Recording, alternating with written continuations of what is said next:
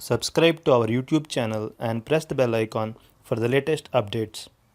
How to password protect PDF document. We have a PDF document which is accessible to everyone.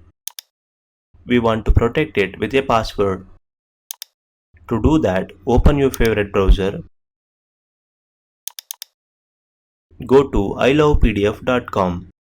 Click on Protect PDF icon. Click on Select PDF file, or you can drag and drop the PDF file here. Select the PDF file on your device. Click Open. In the right sidebar, enter the password you want to use.